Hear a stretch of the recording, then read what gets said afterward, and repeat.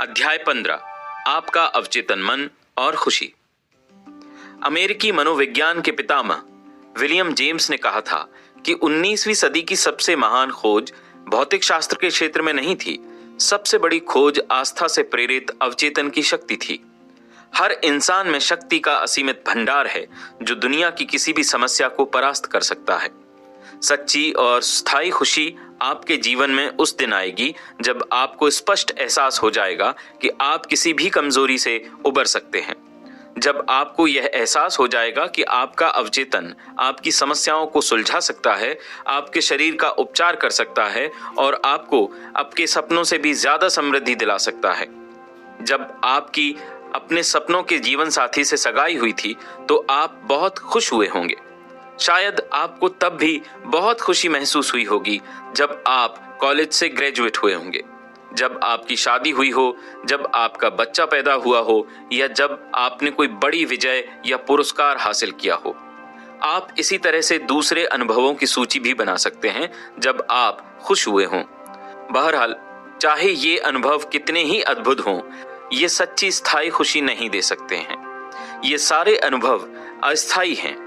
The book of proverbs जवाब देती है, जो भी ईश्वर में भरोसा करता है वह सुखी है। जब आप ईश्वर यानी अपने अवचेतन मन की शक्ति और बुद्धिमत्ता पर भरोसा करते हैं कि वे सभी क्षेत्रों में आपका नेतृत्व, नियंत्रण और निर्देशन करेंगे, तो आप संतुलित, शांत और आरामदेह हो जाएंगे। जब आप सबके प्रति प्रेम, शांति और सद्भावना प्रसारित करते हैं तो आप दरअसल अपने जीवन में खुशी की गगनचुंबी इमारत बना रहे हैं। आपको खुशी चुननी होगी। खुशी एक मानसिक अवस्था है। बाइबल में एक वाक्य है, इस दिन आप चुनें कि आप किसकी सेवा करेंगे। आपके पास खुशी चुनने की स्वतंत्रता है। यह बहुत आसान दिखता है और यह है भी। शायद इसीलिए लोग खुशी की राह पर लड़खड़ा जाते हैं। वे खुशी की सादगी भरी कुंजी को नहीं देख पाते हैं। जीवन की महान चीजें आसान, प्रगतिशील और रचनात्मक हैं। वे कल्याण और खुशी देती हैं। सेंट पॉल आपको बताते हैं कि आप किस तरह सोचकर प्रबल शक्ति और खुशी का जीवन पा सकते हैं। आखिरकार भाइयों, जो भी चीजें सच हैं, जो भी चीजें ईमानदार हैं, जो भी चीजें न्यायपूर्ण हैं, जो भी चीजें शुद्ध हैं, जो भी चीजें प्यारी हैं, जो भी चीजें अच्छी प्रतिष्ठा की हैं, अगर कोई गुण है और अगर कोई प्रशंसा है तो इनके बारे में सोचें। Fill chapter 4 para 8। खुशी कैसे चुनें? इसी समय खुशी चुनें। यह काम ऐसे करें। सुबह अपनी आंखें खोलते ही खुद से कहें, दैवी विधान आज और हर दिन मेरे जीवन का संचालन करता है। सारी चीजें आज मेरे भले के लिए काम करती हैं। यह मेरे लिए एक नया और अद्भुत दिन है। इस दिन जैसा कोई दूसरा दिन कभी नहीं होगा। मुझे दिन भर दैवीय मार्गदर्शन मिलता है और मैं अपने हर काम में समृद्ध बनूंगा। दैवीय प्रेम मुझे घेरे है, मेरे चारों तरफ है और मैं शांति से हूं। जब भी मेरा ध्यान अच्छाई और सृजनात्मकता से भटकेगा तो मैं उस चीज के बारे में तत्काल सोचने लगूंगा जो सुंदर और अच्छी है। मैं आध्यात्मिक और मानसिक चुंबक हूं। मैं अपनी ओर उन सभी चीजों को आकर्षित करता हूं जो मुझे नियामतें देती है और समृद्ध करती है। आज मैं अपने सभी कामों में अद्भुत सफलता पाऊंगा। निश्चित रूप से आज मैं दिन भर खुश रहूंगा। हर दिन इसी तरह शुरू करें, फिर आप खुशी का चुनाव करेंगे और खुश तथा प्रफुल्लित रहेंगे। उसने खुश रहने की आदत डाल ली। कई साल पहले मैं आयरलैंड के पश्चिमी किनारे पर कॉनेमरा में एक किसान के घर लगभग एक हफ्ते ठहरा। मेरा मेजबान हमेशा गुनगुनाता और सीटी बजाता रहता था। वह इतना खुशनुमा था कि मैंने उसकी खुशी का राज पूछ ही लिया। यह मेरी आदत है, उसने जवाब दिया। जब मैं सुबह जागता हूं और जब मैं रात में सोने को जाता हूं तो अपने परिवार, फसल, जानवरों को दुआएं देता हूं और अद्भुत फसल के लिए ईश्वर को धन्यवाद देता हूं। इस किसान ने 40 साल से ज्यादा समय पहले यह आदत डाल ली थी। जैसा आप जानते हैं, नियमित रूप से दोहराए जाने वाले विचार अवचेतन मन तक पहुंच जाते हैं और वे आदत बन जाते हैं। उसने समझ लिया था कि खुशी एक आदत है। आप में खुश रहने की इच्छा होनी चाहिए। खुश रहने के बारे में आपको एक महत्वपूर्ण बात याद रखनी चाहिए। आपके मन में खुश होने की सच्ची इच्छा होनी चाहिए। कुछ लोग इतने लंबे समय से तनावग्रस्त, दुखी और निराश होते हैं कि अगर किसी अद्भुत, अच्छी, सुखद खबर से वे अचानक खुश हो जाएं, तो वे उस महिला की तरह प्रतिक्रिया करेंगे जिसने मुझसे एक बार कहा था, इतना खुश होना ठीक नहीं है। वे अपनी पुरानी मानसिक संरचना के इतने आदी हो चुके हैं कि उन्हें खुशी सहज महसूस नहीं होती है। वे अपनी जानी पहचानी तनावग्रस्त, दुखी अवस्था में लौटने के लिए बेताब रहते हैं। मैं इंग्लैंड की एक बूढ़ी महिला को जानता हूं जिसे कई सालों से आर्थराइटिस था। वह अपने घुटने थपथपा कर कहती थी, मेरा आर्थराइटिस आज बुरी हालत में है। आज मैं बाहर नहीं जा सकती। मेरा आर्थराइटिस मुझे दुखी कर रहा है। महिला की इस स्थिति के कारण उसके बेटे, बेटी और पड़ोसी उसका बहुत ध्यान रखते थे। दरअसल इसी कारण वह अपने आर्थराइटिस को पसंद करती थी। वह अपने दुख को पसंद करती थी। अपने अवचेतन मन के स्तर पर वह खुश नहीं होना चाहती थी। मैंने उसे उपचार का एक तरीका सुझाया। मैंने उसे बाइबल की कुछ पंक्तियां लिखकर दी और कहा कि अगर वह सच्चाई से इस पर ध्यान केंद्रित करेगी तो उसका मानसिक नजरिया बेशक बदल जाएगा। उसकी आस्था और विश्वास उसे स्वस्थ कर देंगे। उसने इसमें दिलचस्पी नहीं ली। कई लोगों की तरह वह भी अजीब मानसिक चिंता का शिकार थी जिसे वह छोड़ना नहीं चाहती थी। उसे दुखी और परेशान रहना पसंद था, या कम से कम उसे दुख से मिलने वाले लाभ पसंद थे। दुख क्यों चुनना? कई लोग दुख को चुनते हैं और उन्हें यह एहसास ही नहीं होता है कि वे ऐसा कर रहे हैं। वे इस तरह के विचार रखते हैं कि आज का दिन बुरा है, हर चीज गड़बड़ होने वाली है, मैं सफल नहीं हो पाऊंगा, हर व्यक्ति मेरे खिलाफ है, धंधा बुरा है, यह पहले से ज्यादा बुरा होने वाला है, मैं हमेशा देर से पहुंचता हूं, मुझे कभी सुनहरे मौके नहीं मिलते हैं, वह कर सकता है लेकिन मैं नहीं कर सकता, आदि आदि। अगर सुबह सुबह आपका यह मानसिक नजरिया रहता है तो आप अपनी ओर इन सभी दुखद घटनाओं को आकर्षित करेंगे और बहुत दुखी रहेंगे। यह एहसास करना शुरू कर दें कि जिस दुनिया में आप रहते हैं वह काफी हद तक इस बात से तय होती है कि आपके दिमाग में क्या चलता है। महान रोमन दार्शनिक मार्कस ऑरेलिस ने कहा था, इंसान का जीवन उसके विचारों से बनता है। 19वीं सदी के अग्रणी अमेरिकी दार्शनिक रॉल्फ वॉल्डो इमर्सन ने कहा था, इंसान वैसा ही होता है जैसा वह सारे दिन सोचता है। जो विचार आप आदतन अपने मस्तिष्क में रखते हैं वे शारीरिक व भौतिक रूप में प्रकट हो जाते हैं। यह सुनिश्चित करें कि आप नकारात्मक, पराजयवादी, बुरे या निराशाजनक विचार न रखें। अपने मस्तिष्क को याद दिलाएं कि आप अपनी मानसिकता के बाहर कुछ अनुभव नहीं कर सकते। अगर मेरे पास 10 लाख डॉलर होते तो मैं सुखी होता।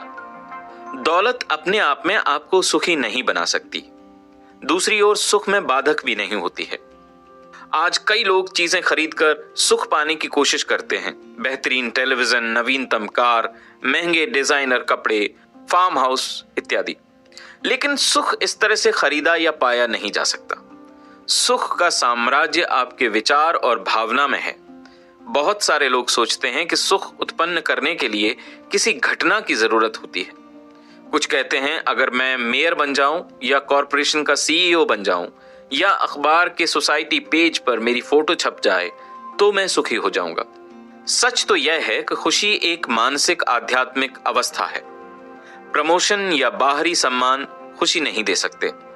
आपकी शक्ति खुशी और सुख को इस बात पर निहित करता है कि आप अवचेतन मन में निवास करने वाले दैवी विधान तथा सही कर्म के नियम का पता लगा लें और इन सिद्धांतों को अपने जीवन के सभी क्षेत्रों में लागू करें। उसे मानसिक शांति की फसल के रूप में खुशी मिली।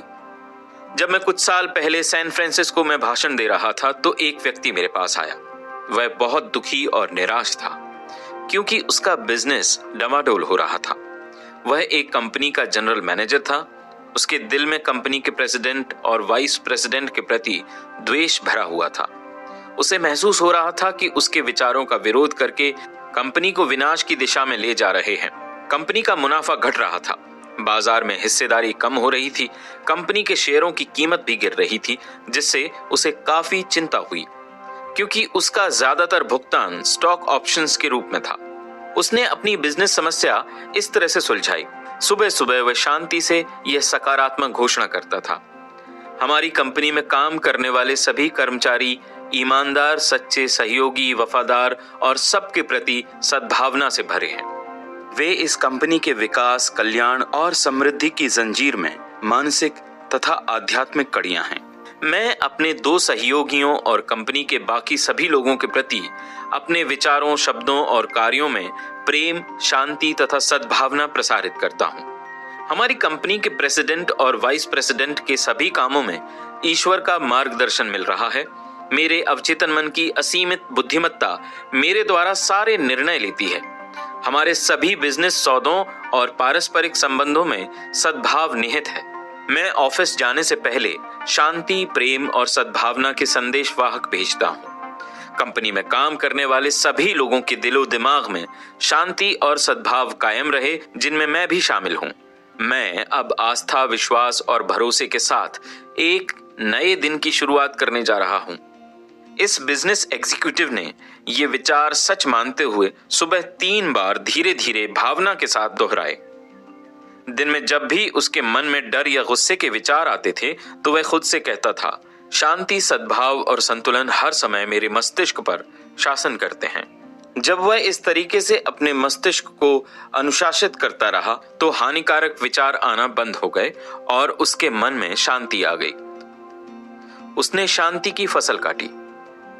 बाद में उसने मुझे लिखा कि मस्तिष्क को व्यवस्थित करने के लगभग 2 सप्ताह बाद प्रेसिडेंट और वाइस प्रेसिडेंट ने उसे अपने ऑफिस में बुलाकर उसके काम तथा नए सृजनात्मक विचारों की प्रशंसा की। उन्होंने यह टिप्पणी भी की कि वे कितने सौभाग्यशाली हैं जो उन्हें ऐसा जनरल मैनेजर मिला है। उसे यह जानकर बहुत खुशी हुई कि व्यक्ति खुद में खुशी पा सकता है। बाधा या ठूंठ वहां नहीं है। बरसों पहले एक दोस्त ने मुझे एक घोड़े की कहानी सुनाई। एक बार यह घोड़ा सड़क किनारे के ठूंठ के पास बैठे सांप से डर गया। उसके बाद उस ठूंठ के पास आते ही घोड़ा बिदक जाता था। किसान ने ठूंठ को खोद उसे जला दिया और उस जगह को समतल कर दिया, लेकिन इससे मदद नहीं मिली। बरसों बाद तक घोड़ा ठूंठ वाली जगह के पास पहुंचकर बिदक जाता था। घोड़ा ठूंठ की याद से बिदक रहा था। आपकी खुशी में आपके अपने विचार, जीवन और मानसिक छवि के सिवा कोई बाधा नहीं है। क्या डर या चिंता ने आपको पीछे रोक रखा है? डर आपके मन का एक विचार है। आप इसी समय इसे खोद सकते हैं और इसकी जगह सभी समस्याओं पर विजय, सफलता और उपलब्धि में आस्था रख सकते हैं। मैं एक व्यक्ति को जानता था जिसका धंधा चौपट हो गया था। उसने मुझसे कहा, मैंने गलतियां की थी, लेकिन मैंने उनसे काफी कुछ सीख लिया है। मैं दोबारा बिजनेस शुरू कर रहा हूं और मुझे इसमें जबरदस्त सफलता मिलेगी। उसने अपने मन के उस ठूंठ का सामना किया।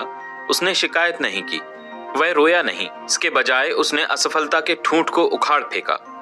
अपनी आंतरिक शक्तियों पर भरोसा करके उसने डर के सभी विचार और पुरानी निराशाओं को दूर कर दिया। खुद पर यकीन करें, आप सफल व सुखी बन जाएंगे। सबसे सुखी लोग, सबसे सुखी व्यक्ति वह है जो लगातार अपने भीतर के सर्वश्रेष्ठ स्वरूप को सामने लाता है और उसका अभ्यास करता है। सुख और सद्गुण एक दूसरे के पूरक हैं। सबसे अच्छे लोग न सिर्फ सबसे सुखी होते हैं, बल्कि आमतौर पर सफलता से जीने की कला में सबसे माहिर होते हैं। ईश्वर आपके भीतर सबसे ऊंचा और सबसे अच्छा है। ईश्वर के प्रेम, प्रकाश, सत्य और सुंदरता को अधिक व्यक्त करेंगे तो आप दुनिया के सबसे सुखी व्यक्तियों में से एक बन जाएंगे। ग्रीक स्टोइक दार्शनिक एपिक्टेटस ने कहा था, मानसिक शांति और सुख का बस एक ही रास्ता है, इसलिए इसे अपने साथ हमेशा रखें। तब भी जब आप सुबह जागें और पूरे दिन तथा जब आप सोने जाएं, बाहरी चीजों से प्रभावित न हो, बल्कि इन सभी को ईश्वर को समर्पित कर दें। सुख की पायदानों का संक्षेप। 1. विलियम जेम्स ने कहा था कि 19वीं सदी की सबसे बड़ी खोज आस्था से प्रेरित अवचेतन मन की शक्ति है। 2. आपके भीतर जबरदस्त शक्ति है। जब आप इस शक्ति में परम विश्वास करने लगेंगे तो आप सुखी हो जाएंगे। तब आप अपने सपनों को साकार कर पाएंगे। 3, आप अपने अवचेतन मन की अद्भुत शक्ति द्वारा किसी भी पराजय पर विजय पा सकते हैं और किसी भी मनोकामना को पूरा कर सकते हैं। यही इस वाक्य का मतलब है। जो व्यक्ति ईश्वर यानी अवचेतन मन के आध्यात्मिक नियमों पर भरोसा करता है वह सुखी होता है। 4, आपको खुशी का चुनाव करना होगा। खुशी एक आदत है। यह एक अच्छी आदत है जिस पर अक्सर विचार करना चाहिए। जो भी चीजें सच हैं, जो भी चीजें ईमानदार हैं, जो भी चीजें न्यायपूर्ण हैं, जो भी चीजें शुद्ध हैं, जो भी चीजें प्यारी हैं, जो भी चीजें अच्छी प्रतिष्ठा की हैं, अगर कोई गुण है और अगर कोई प्रशंसा है तो इनके बारे में सोचें। Fill chapter 4 para 8। 5, जब आप सुबह अपनी आंखें खोलें तो खुद से कहें, मैं आज खुशी का चुनाव करता हूं, मैं आज सफलता का चुनाव करता हूं, मैं आज सही काम करने का चुनाव करता हूं, मैं आज सभी के लिए प्रेम और सद्भावना का चुनाव करता हूं, मैं आज शांति का चुनाव करता हूं। इस सकारात्मक घोषणा में जीवंतता, प्रेम और दिलचस्पी भरेंगे तो आपको खुशी मिल जाएगी। 6, हर दिन कई बार अपनी सभी नियामतों के लिए शुक्रिया अदा करें। इसके अलावा अपने परिवार के सदस्यों, सहयोगियों और सारी दुनिया की शांति, खुशी तथा समृद्धि के लिए प्रार्थना करें। 7, आपके मन में खुश रहने की सच्ची इच्छा होनी चाहिए। बिना इच्छा के कुछ हासिल नहीं होता है। इच्छा कल्पना और आस्था के पंखों के साथ की गई कामना है। अपनी इच्छा के साकार होने की कल्पना करें, इसकी वास्तविकता महसूस करें और यह साकार हो जाएगी। खुशी प्रार्थना के जवाब में मिलती है। 8, लगातार डर, चिंता, गुस्से, नफरत और असफलता के विचारों को सोचकर आप निराश और दुखी बन जाएंगे। याद रखें, आपकी जिंदगी वैसी ही है जैसा आपके विचार इसे मानते हैं। 9, आप दुनिया के सारे पैसे से भी खुशी नहीं खरीद सकते। कुछ करोड़पति खुश हैं, कुछ दुखी हैं। जिन लोगों के पास बहुत कम दौलत है उनमें से कुछ सुखी हैं तो कुछ दुखी हैं। कुछ विवाहित लोग खुश हैं और कुछ दुखी हैं। कुछ अविवाहित लोग खुश हैं और कुछ दुखी हैं। खुशी का साम्राज्य आपके विचार और भावना में है। 10, खुशी शांत मस्तिष्क की फसल है। अपने विचारों का लंगर शांति, संतुलन, सुरक्षा और दैवीय मार्गदर्शन पर बांधें। आपका मस्तिष्क खुशी उत्पन्न कर देगा। 11, आपकी खुशी में कोई बाधा नहीं है। बाहरी चीजें कारण नहीं हैं, वे कारण नहीं परिणाम हैं। अपने भीतर के एकमात्र रचनात्मक सिद्धांत से प्रेरणा लें। आपका विचार कारण है और नया कारण एक नया परिणाम उत्पन्न करता है।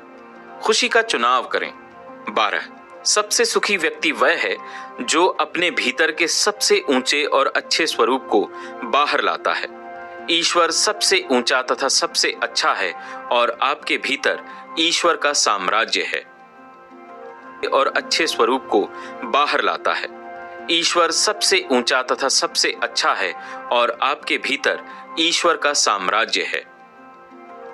और भाव आपके अवचेतन में उतर जाते हैं तो वे आपके जीवन में तमाम तरह की मुश्किलें और रोग उत्पन्न कर देते हैं। दूसरों के साथ सुखद संबंधों की सफल कुंजी। मूल्यांकन न करें ताकि आपका मूल्यांकन न किया जाए, क्योंकि जैसा मूल्यांकन आप करते हैं वैसा ही आपका मूल्यांकन होगा और जिस पैमाने पर आप मूल्यांकन करते हैं उसी पैमाने पर आपका भी मूल्यांकन होगा। Matthew chapter 7 para 1-2। दूसरों के साथ सद्भावनापूर्ण संबंधों की कुंजी इन पंक्तियों के करीबी अध्ययन और इसमें छिपी सच्चाई पर अमल करना है। मूल्यांकन करने का अर्थ सोचना और किसी मानसिक फैसले या निष्कर्ष पर पहुंचना है। दूसरे व्यक्ति के बारे में आपके मन में जो विचार है वह आपका है, क्योंकि आप ही उसे सोच रहे हैं। आपके विचार रचनात्मक हैं, इसलिए आप सामने वाले के बारे में जो सोच और महसूस कर रहे हैं उसे दरअसल अपने अनुभव में उतार रहे हैं। जो सुझाव आप किसी दूसरे को देते हैं वह आप खुद को भी देते हैं, क्योंकि आपका मस्तिष्क ही रचनात्मक साधन है। इसलिए यह कहा गया है, जैसा आप मूल्यांकन करेंगे वैसा ही आपका मूल्यांकन होगा। इसका यह मतलब है कि दूसरों पर पैमाने और मानदंड लागू करने पर आप अपने अवचेतन में उन मानदंडों और पैमानों को उतार रहे हैं जिन्हें यह आप पर लागू करेगा। जब आप इस नियम को जान जाते हैं और यह समझ लेते हैं कि आपका अवचेतन मन किस तरह काम करता है, तो फिर आप दूसरों के प्रति सोचने, महसूस करने, काम करने में हमेशा सावधान रहेंगे, क्योंकि ऐसा करने पर आप अपने प्रति सही कर्म, भाव और विचार की स्थिति बना रहे हैं। जिस पैमाने से आप मूल्यांकन करेंगे उसी से आपका मूल्यांकन होगा। आप दूसरों के साथ जो भलाई करते हैं वह उसी पैमाने से आपकी ओर लौटेगी, और आप जो बुराई करते हैं वह भी आपके मस्तिष्क के नियम के अनुरूप आपकी ओर लौटेगी। अगर कोई किसी को धोखा देता है तो वह दरअसल खुद को धोखा दे रहा है। उसका अपराध बोध और नुकसान का भाव अंततः किसी न किसी तरह, किसी न किसी समय नुकसान को उसकी ओर आकर्षित करेगा। उसका अवचेतन उसके मानसिक काम का रिकॉर्ड रखता है और मानसिक इरादे या प्रेरणा के अनुरूप प्रतिक्रिया करता है। आपका अवचेतन मन निष्पक्ष और अपरिवर्तनीय है। यह न तो व्यक्तियों में भेद करता है, न ही किसी तरह के धार्मिक पंथ या आस्था में। यह न तो दयालु है, न ही प्रतिशोधात्मक है। आप दूसरों के बारे में जिस तरीके से सोचते हैं, महसूस करते हैं और काम करते हैं, वही अंततः आपकी ओर लौटता है। अखबार के लेखों ने उसे बीमार कर दिया। अब खुद पर नजर डालें। लोगों, परिस्थितियों और स्थितियों पर अपनी प्रतिक्रियाओं पर गौर करें। इसके लिए उन्हें किसी नोटबुक में बाद के अध्ययन के लिए लिख लें। आप दिन की घटनाओं और खबरों पर कैसी प्रतिक्रिया करते हैं, इससे कोई फर्क नहीं पड़ता है कि बाकी सभी लोग गलत हैं और सिर्फ आप ही सही हैं। अगर खबर आपको विचलित करती है तो यह आपकी कमी है, क्योंकि आपके नकारात्मक भावों ने ही आपसे शांति और सद्भाव छीन लिए हैं। एक महिला मुझसे अपने पति के मामले में मदद लेने आई। उसने बताया कि अखबार में कुछ कॉलमिस्टों के लेख पढ़ने पर वह भन्ना जाता था। महिला ने कहा कि गुस्से और उत्तेजना के दबाव की यह सतत प्रक्रिया उसके हाई ब्लड प्रेशर के लिए बहुत बुरी थी। डॉक्टर ने उससे कह दिया था कि उसे भावनात्मक परिवर्तन करके अपने तनाव को कम करने का कोई तरीका खोज लेना चाहिए। मैंने उस व्यक्ति को बुलाकर समझाया कि उसका मस्तिष्क किस तरह काम करता है। वह समझ गया कि अखबार में छपे लेख पर गुस्सा होना भावनात्मक अपरिपक्वता का सूचक था, लेकिन वह नहीं जानता था कि उसका गुस्सा उसके दिमाग और शरीर को नुकसान पहुंचा रहा है। उसे यह एहसास होने लगा कि उसे लेखक को अपनी बात कहने की स्वतंत्रता देनी चाहिए, भले ही वह उससे राजनीतिक, धार्मिक या किसी अन्य तरीके से असहमत हो। इसी तरह से लेखक को उसे स्वतंत्रता देनी चाहिए कि वह अखबार को पत्र लिखकर उसकी प्रकाशित टिप्पणियों से असहमति व्यक्त कर दे। उसने सीखा कि वह नाराज हुए बिना असहमत हो सकता है। उसे यह सरल सच्चाई पता चल गई कि दूसरों के कुछ कहने या करने का उस पर कोई प्रभाव नहीं पड़ता है। इसके बजाय दूसरों के कहने या करने पर उसकी अपनी प्रतिक्रिया महत्वपूर्ण होती है। इस स्पष्टीकरण से उस आदमी के इलाज में मदद मिली। थोड़े अभ्यास के बाद उसने अपने सुबह के आवेश पर काबू कर लिया। उसकी पत्नी ने बाद में मुझे बताया कि आखिरकार उसने लेखकों की बातों पर हंसना सीख लिया। उसने अपनी प्रबल प्रतिक्रिया पर हंसना भी सीख लिया। अब अखबार के लेखों में उसे विचलित करने, चिढ़ाने या परेशान करने की शक्ति नहीं रही। अब उसके बढ़े हुए भावनात्मक संतुलन और शांति के कारण उसका ब्लड प्रेशर काबू में है। मुझे औरतों से नफरत है, लेकिन मुझे पुरुष पसंद हैं। सिंथिया आर एक बड़ी कंपनी में एग्जीक्यूटिव सेक्रेटरी थी।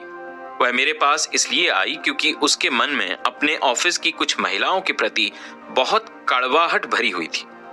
उसे यकीन था कि वे उसके बारे में गपशप करती थीं और झूठी अफवाहें फैलाती थीं। जब मैंने पूछा तो उसने स्वीकार किया कि उसके महिलाओं के साथ संबंधों में उसे बहुत सी दिक्कतें आती हैं। उसने कहा, मुझे औरतों से नफरत है, लेकिन पुरुष पसंद है। जब मैंने उससे आगे बातचीत की तो मुझे पता चला कि सिंथिया अपने अधीनस्थ कर्मचारियों से बहुत दंभी, अक्खड़ और चिड़चिड़ी आवाज में बोलती थी। उसके बोलने के लहजे में घमंड स्पष्ट झलकता था और मैं समझ गया कि उसके अंदाज से कुछ लोग क्यों चिढ़ते थे। हालांकि उसे इस बात का एहसास भी नहीं था। उसके लिए महत्वपूर्ण मुद्दा यह था कि उसके साथ काम करने वाली औरतों को उसकी समस्याएं बढ़ाने में मजा आता था। अगर आपके ऑफिस या फैक्ट्री के सभी लोगों से आपको चिढ़ होती है, तो क्या यह संभव नहीं है कि यह चिढ़ और परेशानी आपके ही किसी अवचेतन पैटर्न या मानसिक विचार से उत्पन्न हो रही हो? हम सभी जानते हैं कि अगर आप कुत्ते से नफरत करते हो या डरते हो तो वह खूंखार प्रतिक्रिया करेगा। दरअसल जानवर आपके अवचेतन कंपनों को भांप लेते हैं और उसी के अनुसार प्रतिक्रिया करते हैं। क्या यह कहना उचित नहीं होगा कि इस मामले में इंसान भी कुत्तों, बिल्लियों और अन्य प्राणियों जितने संवेदनशील होते हैं? औरतों से नफरत करने वाली इस महिला को मैंने प्रार्थना की एक प्रक्रिया सुझाई। मैंने उसे बताया कि जब वह खुद को आध्यात्मिक मूल्यों से भर लेगी और जीवन की सच्चाइयों की सकारात्मक घोषणा करने लगेगी, तो औरतों के प्रति उसकी नफरत पूरी तरह गायब हो जाएगी। इसके साथ ही उसकी आवाज से घमंड का पुट भी चला जाएगा, जिसके जरिए उसकी नफरत औरतों तक पहुंचती थी। वह जानकर हैरान थी कि हमारी भावनाएं बोलने, कामों, लिखने और जीवन के बाकी पहलुओं में दिख जाती हैं। हमारी बातचीत के बाद सिंथिया ने अपने द्वेषपूर्ण और गुस्सैल व्यवहार को खत्म कर दिया। उसने प्रार्थना की आदत डाल ली। वह हर दिन सुनियोजित तरीके से और लगातार अपने ऑफिस में इसका अभ्यास करती थी। उसने इस प्रार्थना का सफलतापूर्वक प्रयोग किया। मैं प्रेम, शांति और आराम से सोचती हूँ, बोलती हूँ और काम करती हूँ। मैं अब उन सभी के प्रति प्रेम, शांति, सहिष्णुता और दयालुता प्रसारित करती हूँ जो मेरी आलोचना करते हैं और मेरे बारे में गपशप करते हैं। मैंने अपने विचारों का लंगर सबके प्रति सद्भावना, शांति और सद्भाव पर डाल दिया है। जब भी मैं नकारात्मक प्रतिक्रिया करने वाली होती हूँ तो खुद से दृढ़ता से कहती हूँ, मैं अपने भीतर के सद्भाव, सेहत और शांति के सिद्धांत के दृष्टिकोण से सोचती हूँ, बोलती हूँ और काम करती हूँ। रचनात्मक ज्ञान सभी चीजों में मेरा नेतृत्व, नियंत्रण और मार्गदर्शन करता है। प्रार्थना के इस अभ्यास ने उसकी जिंदगी बदल दी। उसने पाया कि उसके ऑफिस में आलोचना और चिढ़ का माहौल धीरे धीरे गायब हो गया। साथ काम करने वाली महिलाएं जीवन की यात्रा में उसकी साथी और सहेलियां बन गईं। उसने यह सच्चाई जान ली कि हमारे पास द्वेष देने और बदलने के लिए हमारे सिवाय कोई नहीं होता। उसकी आंतरिक भाषा ने उसका प्रमोशन रोक दिया। एक दिन जिम एस नामक सेल्समैन मुझसे मिलने आया। वह अपने सेल्स मैनेजर के कारण परेशान और बहुत बुरी तरह से विचलित था। जिम 10 साल से कंपनी में था, लेकिन उसे कभी प्रमोशन या प्रशंसा नहीं मिली। उसने मुझे अपनी बिक्री के आंकड़े दिखाए। मैं आसानी से देख सकता था कि वे उस इलाके के अन्य सेल्समैनों के आंकड़ों से सबसे अच्छे थे। उसका स्पष्टीकरण यह था कि सेल्स मैनेजर उसे पसंद नहीं करता था। उसका दावा था कि उसके साथ भेदभाव किया जाता था।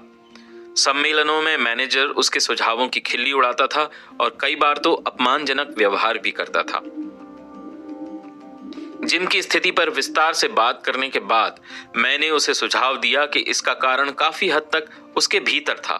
मैनेजर के प्रति उसके विचार और विश्वास के कारण ही वह अधिकारी इस तरह प्रतिक्रिया कर रहा था। हम दूसरों के लिए जिस पैमाने का प्रयोग करेंगे, हम पर भी उसी पैमाने का प्रयोग किया जाएगा। सेल्स मैनेजर के प्रति जिम का मानसिक पैमाना या अवधारणा यह थी कि वह ओछा, पूर्वाग्रह से ग्रस्त और विरोधी था। जिम के मन में उसके प्रति कटुता और शत्रुता भरी हुई थी। ऑफिस जाते समय वह रास्ते भर मन ही मन जो विचार सोचता था, उनमें सेल्स मैनेजर की आलोचना, मानसिक बहस, आरोप और निंदा भरी होती थी। जिम मानसिक रूप से जो देता था, अनिवार्य रूप से उसे भी वही वापस मिलता था। हमारी बातचीत के खत्म होने तक जिम को एहसास हो गया कि उसकी अंदरूनी भाषा बहुत विनाशकारी थी। उसके खामोश विचारों और भावों की शक्ति तथा गहनता, जिनसे वह सेल्स मैनेजर की मानसिक निंदा और बुराई करता था, उसके अवचेतन मन तक पहुंच गई थी। इसी कारण उसे अपने बॉस से नकारात्मक प्रतिक्रिया मिलती थी। इसके अलावा अन्य व्यक्तिगत, शारीरिक और भावनात्मक विकृतियां भी उत्पन्न होती थी। मेरे आग्रह पर जिम नीचे दी गई प्रार्थना बार बार दोहराने लगा। मैं ही ब्रह्मांड में एकमात्र चिंतक हूं। मैं ही इस बात के लिए जिम्मेदार हूं कि मैं अपने बॉस के बारे में क्या सोचता हूं। मेरे सेल्स मैनेजर उस तरीके के लिए जिम्मेदार नहीं हैं जिससे मैं उनके बारे में सोचता हूं। मैं किसी भी व्यक्ति, स्थान या चीज को मुझे चिढ़ाने या विचलित करने की शक्ति नहीं देता हूं। मैं अपने बॉस के लिए सेहत, सफलता, मानसिक शांति और खुशी की कामना करता हूं। मैं सच्चे दिल से उनका भला चाहता हूं और मैं जानता हूं कि सभी मामलों में उन्हें दैवी मार्गदर्शन मिलेगा। उसने यह प्रार्थना धीरे से, शांति से और भावना से दोहराई। वह जानता था कि उसका मस्तिष्क एक बगीचे की तरह है। वह उस बगीचे में जो भी बोता है उसे उसी तरह के फल मिलेंगे। मैंने उसे सोने से पहले मानसिक तस्वीरें बनाना भी सिखाया। उसने कल्पना की कि बॉस उसके अच्छे काम पर उसे बधाई दे रहे थे, उत्साह से उसकी प्रशंसा कर रहे थे और यह टिप्पणी कर रहे थे कि ग्राहक उसकी कितनी तारीफ करते हैं। उसने यह कल्पना में वास्तविकता के रंग भरे। उसने बॉस के हाथ की पकड़ महसूस की, उनकी आवाज का विशेष अंदाज सुना और उनकी मुस्कुराहट देखी। उसने सर्वश्रेष्ठ नाटकीयकरण करके एक सच्ची मानसिक फिल्म बना ली। हर रात वह इस मानसिक फिल्म को देखता था और जानता था कि उसका अवचेतन मन ही वह ग्रहणशील माध्यम है जिस पर उसकी चेतन कल्पना प्रभाव छोड़ेगी। इस प्रक्रिया से, जिसे हम मानसिक और आध्यात्मिक प्रसारण ऑस्मोसिस मान सकते हैं, उसके अवचेतन मन पर धीरे धीरे असर हुआ। इसकी अभिव्यक्ति अपने आप सामने आई। जिम के सेल्स मैनेजर ने उसे सैन फ्रांसिस्को फोन करके बधाई दी और डिवीजन सेल्स मैनेजर पद पर प्रमोशन कर दिया। उससे उसकी जिम्मेदारियां और तनख्वाह भी काफी बढ़ गई। जब जिम ने बॉस के बारे में अपनी अवधारणा और आकलन को बदल दिया तो उसके अवचेतन मन ने यह सुनिश्चित किया कि उसका बॉस उसी अनुरूप प्रतिक्रिया करे। भावनात्मक रूप से परिपक्व बनना। कोई दूसरा चाहे जो कहे, वह आपको तब तक सचमुच नहीं चिढ़ा सकता जब तक कि आप उसे विचलित करने की अनुमति न दें। दूसरा व्यक्ति आपको एक ही तरीके से विचलित कर सकता है और वह है आपके अपने विचार द्वारा। अगर आप गुस्सा होते हैं तो आपको 4 अवस्थाओं से गुजरना होता है। आप सोचने लगते हैं कि क्या कहा गया। आप गुस्सा होने पर गुस्से का भाव पैदा करने का फैसला करते हैं। फिर आप काम करने का फैसला करते हैं। शायद आप पलटकर जवाब देते हैं और उसी तरह की प्रतिक्रिया करते हैं। विचार, भावना, प्रतिक्रिया और क्रिया आपके अपने मस्तिष्क में होती है। भावनात्मक रूप से परिपक्व बनने का क्या मतलब है? इसका मतलब है कि आप स्वाभाविक लेकिन बचकानी प्रवृत्ति से परे हो जाएं। इसका मतलब है कि आप दूसरों की आलोचना और द्वेष पर नकारात्मक प्रतिक्रिया न करें। कोई भी अपनी आलोचना या अपमान को पसंद नहीं करता है। बहरहाल, हमें यह चुनने की क्षमता होती है कि हम घटना पर कैसी प्रतिक्रिया करें। परिपक्व चुनाव नकारात्मक प्रतिक्रिया करने से बचना है। नकारात्मक प्रतिक्रिया करने का मतलब घटिया आलोचना के स्तर तक उतरना और सामने वाले के नकारात्मक माहौल में पहुंचना है। जीवन में अपने लक्ष्य याद रखें। किसी भी व्यक्ति, स्थान या वस्तु को यह अनुमति न दें कि वह आपको शांति और सेहत के आंतरिक एहसास से दूर कर दे। सद्भावनापूर्ण मानवीय संबंधों में प्रेम का अर्थ। मनोविश्लेषण के संस्थापक और मनोविज्ञान के इतिहास में बहुत महत्वपूर्ण भूमिका निभाने वाले सिगमंड फ्राइड ने कहा था कि अगर व्यक्तित्व के पास प्रेम न हो तो वह बीमार हो जाता है और मर जाता है। प्रेम में दूसरे व्यक्ति में मौजूद दैवी अंश के लिए और सम्मान शामिल है। आप समझ, सद्भावना, जितना ज्यादा प्रेम और सद्भावना प्रवाहित करेंगे उतना ही ज्यादा आपके पास लौट कर आएगा। अगर आप किसी के अहम को चकनाचूर कर देते हैं और उसके स्वाभिमान को ठेस पहुंचाते हैं तो आप उसकी सद्भावना नहीं पा सकते। यह जान लें, हर व्यक्ति चाहता है कि उससे प्रेम किया जाए और उसकी प्रशंसा की जाए। हर व्यक्ति को दुनिया में महत्वपूर्ण समझे जाने की जरूरत है। एहसास रखें कि सामने वाला व्यक्ति अपने सच्चे महत्व के बारे में सजग है। आपकी ही तरह वह भी महसूस करता है कि सभी लोगों में मौजूद जीवन सिद्धांत की अभिव्यक्ति के कारण उसकी गरिमा है। जब आप इसे सचेतन रूप से करते हैं तो आप सामने वाले को सशक्त करते हैं और वह आपके प्रेम तथा सद्भावना को लौटाता है। वह दर्शकों से नफरत करती थी। मैरी सी हमेशा अभिनेत्री बनने के सपने देखती थी। उसने कॉलेज में थिएटर का प्रशिक्षण लिया और फिर उसे एक महत्वपूर्ण क्षेत्रीय थिएटर कंपनी में काम मिल गया। वह देश के एक अपरिचित हिस्से में पहुंच गई। पहली बार उसने जब नाटक में अभिनय किया तो दर्शकों ने उसकी खिल्ली उड़ाई। निराशा और गुस्से में उसने फैसला किया कि उस इलाके के लोग मूर्ख, अज्ञानी और पिछड़े हुए थे। वह उन सब से नफरत करने लगी। कई दुखद अनुभवों के बाद उसे कंपनी से निकाल दिया गया। वह उस पुराने इलाके में लौट आई जहां वह पली बड़ी थी। उसने थिएटर छोड़कर वेटर का काम करना शुरू कर दिया। एक दिन एक मित्र उसे न्यूयॉर्क सिटी के टाउन हॉल में एक लेक्चर सुनवाने ले गया। विषय था अपने साथ अच्छे से कैसे रहें। इस भाषण ने उसकी जिंदगी बदल दी। वह जान गई कि उसने क्षेत्रीय कंपनी के अपने शुरुआती अनुभव में अति प्रतिक्रिया कर दी थी। उसने खुद के सामने स्वीकार किया कि उसका पहला नाटक अच्छा नहीं था और नई होने के कारण शायद वह अपना सबसे अच्छा प्रदर्शन नहीं कर पाई थी। दोष श्रोताओं का नहीं था, बल्कि उस तरीके का था जिससे उसने उसकी प्रतिक्रिया को स्वीकार किया था, क्योंकि उसने उनकी नकारात्मक ऊर्जा को उनकी ओर वापस भेज दिया था। मैरी ने मंच पर लौटने और अभिनेत्री बनने का अपना सपना साकार करने का फैसला किया। वह सच्चे मन से दर्शकों और अपने लिए प्रार्थना करती रही।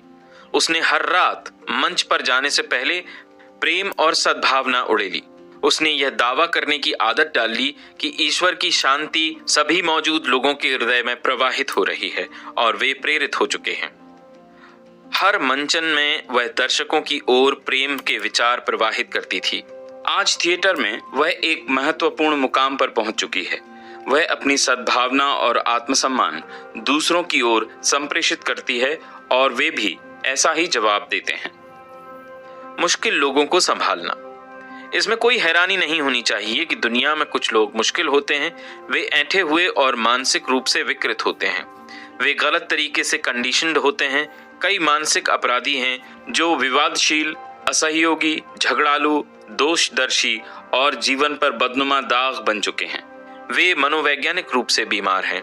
उनके मस्तिष्क विकृत और बेडौल हो गए हैं, शायद अतीत में मिले अनुभवों के कारण।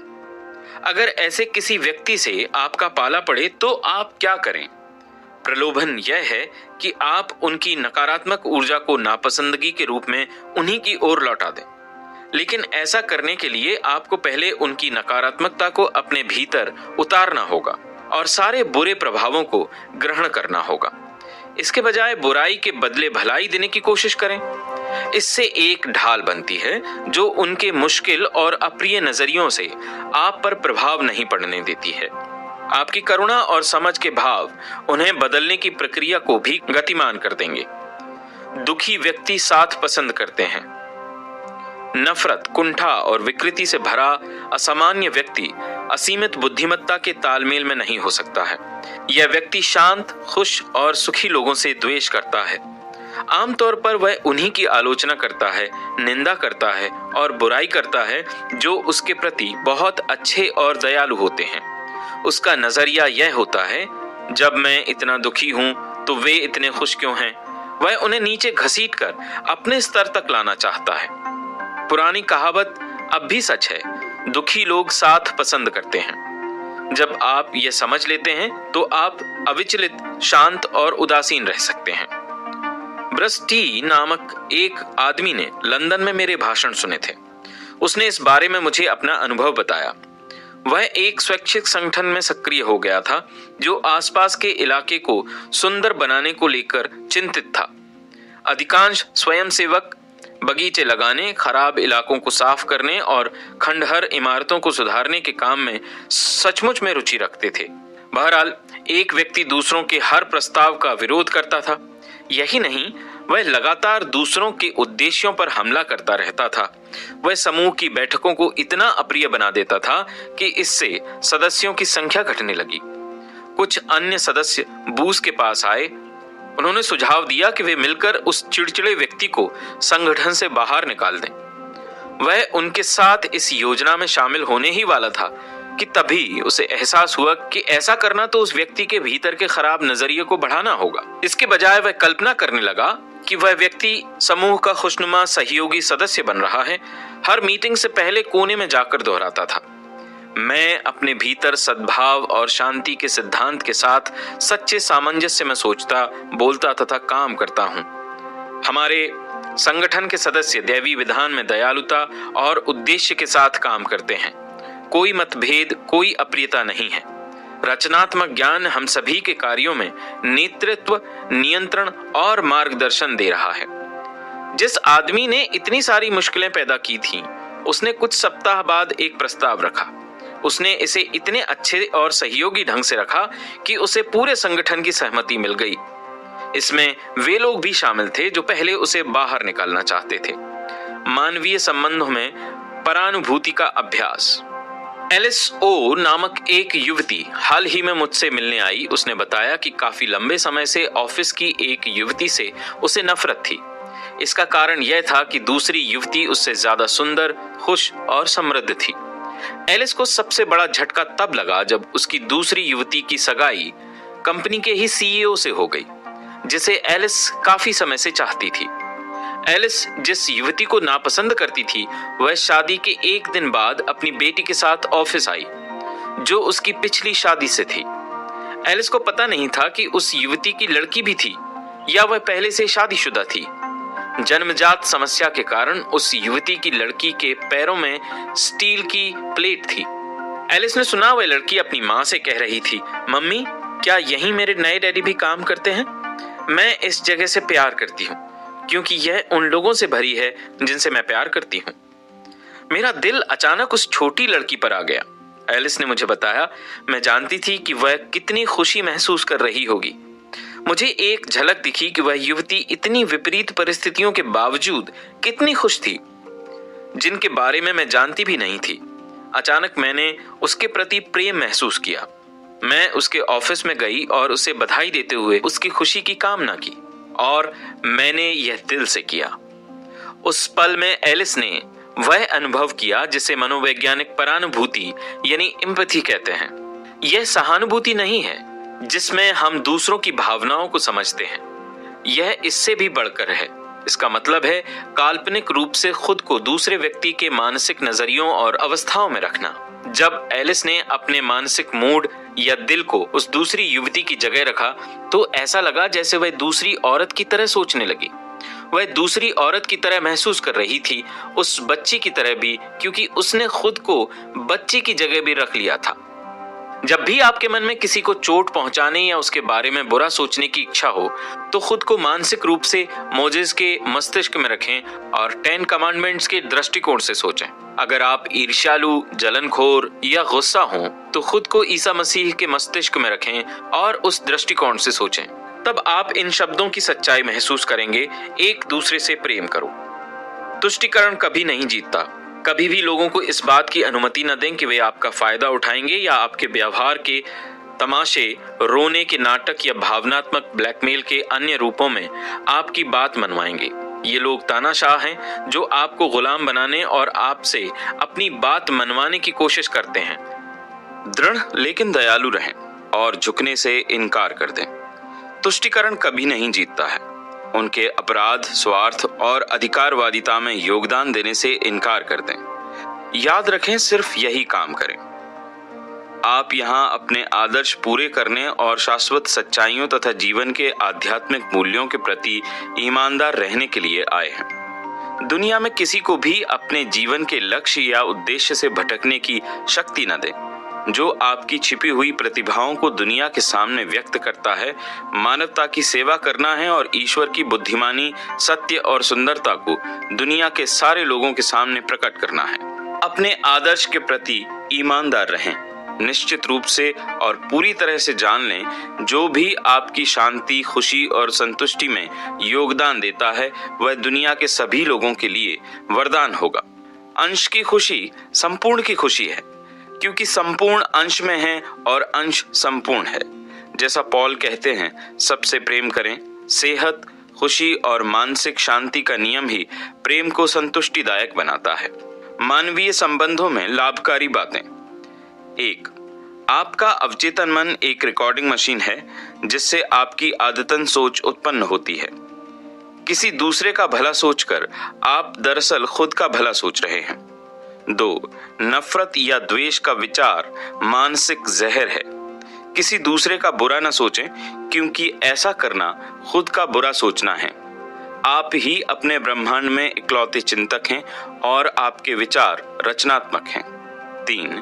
आपका मस्तिष्क रचनात्मक माध्यम है, इसलिए आप दूसरों के बारे में जो सोचते और महसूस करते हैं उसे अपने खुद के अनुभव में ला रहे हैं। यही स्वर्णिम नियम का मनोवैज्ञानिक अर्थ है। जैसा आप चाहते हैं कि दूसरे आपके बारे में सोचें, उसी तरह से आप उनके बारे में सोचें। 4. किसी दूसरे को धोखा देना या छल करना अपने लिए कभी नुकसान और सीमा उत्पन्न करना है। आपका अवचेतन मन आपकी आंतरिक प्रेरणाओं, विचारों और भावनाओं का रिकॉर्ड रखता है। जब ये नकारात्मक होते हैं तो आपको असंख्य तरीकों से नुकसान, सीमा और कष्ट होते हैं। दूसरों के साथ आप जो करते हैं वही आप खुद के साथ कर रहे हैं। 5. आप जो भलाई करते हैं, दयालुता दिखाते हैं, प्रेम करते हैं, वह कई गुना होकर कई तरीकों से आपके पास लौटती है। 6. आप उस तरीके के लिए जिम्मेदार हैं जिससे आप दूसरों के बारे में सोचते हैं। याद रखें, दूसरा व्यक्ति आपके सोचने के तरीकों के लिए जिम्मेदार नहीं है। आपके विचार वैसे ही फल देते हैं आप अभी दूसरे व्यक्तियों के बारे में क्या सोच रहे हैं। 7. भावनात्मक रूप से परिपक्व बने और दूसरे लोगों को मत भिन्नता रखने की अनुमति दें। उन्हें आपके साथ असहमत होने का पूरा अधिकार है और आपको भी उनके साथ असहमत होने की पूरी स्वतंत्रता है। आप बिना मतभेद के भी असहमत हो सकते हैं। 8. जानवरों की तरह ही लोग भी डर के कंपन भांप लेते हैं। आपके छिपे हुए विचार दरअसल आपकी आवाज, चेहरे के भाव और देह भाषा द्वारा प्रकट होते हैं। यह सकारात्मक और नकारात्मक दोनों तरह के विचारों के लिए सही है। 9. आपके मौन विचार और भावनाओं की आंतरिक भाषा दूसरों की प्रतिक्रियाओं में अनुभव की जाती है। 10. दूसरों के लिए वही कामना करें जो आप खुद के लिए करते हैं। यह सद्भावनापूर्ण मानवीय संबंधों की कुंजी है। 11. अपने बॉस के प्रति अपनी अवधारणा और राय बदल लें। महसूस करें और जानें कि वह स्वर्णिम नियम और प्रेम के नियम का अभ्यास कर रहा है। वह उसी अनुरूप प्रतिक्रिया करेगा। 12. दूसरा व्यक्ति आपको तब तक चिढ़ा नहीं सकता जब तक कि आप उसे ऐसा करने की अनुमति न दें। आपका विचार रचनात्मक है। आप दूसरे व्यक्ति को वरदान दे सकते हैं। अगर कोई आपको अपमानजनक नाम से बुलाता है तो आपको यह जवाब देने की स्वतंत्रता है। ईश्वर की शांति आपकी आत्मा में भर जाए। 13. प्रेम दूसरों के साथ तालमेल बैठाने का जवाब है। प्रेम समझ, सद्भावना और इंसान में निहित दैवीय अंश के प्रति सम्मान है। 14. उन लोगों के प्रति करुणा और समझ रखें जिनकी नकारात्मक कंडीशनिंग ने उन्हें मुश्किल और अप्रिय बना दिया है। दैवीय चिंगारी उनके भीतर भी है, क्योंकि यह सबके भीतर है। सबको समझना, सबको माफ करना है। 15. दूसरों की सफलता, प्रमोशन और खुशकिस्मती पर खुश हों। ऐसा करके आप अच्छी किस्मत को अपनी ओर आकर्षित करते हैं। 16. कभी भी किसी के भावनात्मक चोंचलों और नाटक के सामने न झुकें। तुष्टीकरण कभी नहीं जीतता।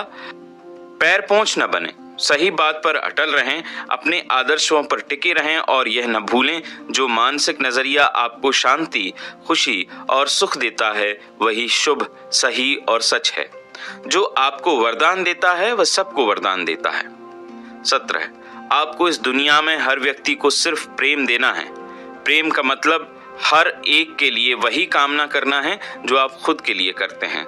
सेहत, खुशी और जीवन की सारी नियामतें। अध्याय 17. क्षमा के लिए अवचेतन मन का प्रयोग कैसे करें। जीवन किसी के साथ भेदभाव नहीं करता है। ईश्वर जीवन है और यह जीवन सिद्धांत इस पल भी आपके भीतर प्रवाहित हो रहा है। जब आप इन शब्दों को पढ़ रहे हैं और इन पर विचार कर रहे हैं, ईश्वर आपके द्वारा सद्भाव, शांति, सुंदरता, खुशी और प्रचुरता में व्यक्त होना पसंद करता है। इसे ईश्वर की इच्छा या जीवन की प्रवृत्ति कहा जाएगा। अगर आप इस आंतरिक जीवन प्रवाह के खिलाफ अपने मस्तिष्क में अवरोध बना लेते हैं तो यह भावनात्मक बाधा आपके अवचेतन मन को बहुत दुविधा में डाल देगी और हर तरह की नकारात्मक स्थितियां उत्पन्न कर देगी। ईश्वर का दुनिया की दुखी या अराजक परिस्थितियों से कोई लेना देना नहीं है। ये स्थितियां तो हमारी ही नकारात्मक और विध्वंसात्मक सोच का नतीजा हैं। इसलिए अपनी मुश्किल या बीमारी के लिए ईश्वर पर दोष मढ़ना एक गंभीर गलती है। कई लोग मानव जाति के पाप, बीमारी और कष्ट के लिए ईश्वर की आलोचना करके या ईश्वर पर आरोप लगाकर जीवन प्रवाह के विरुद्ध आदतन मानसिक अवरोध बना लेते हैं।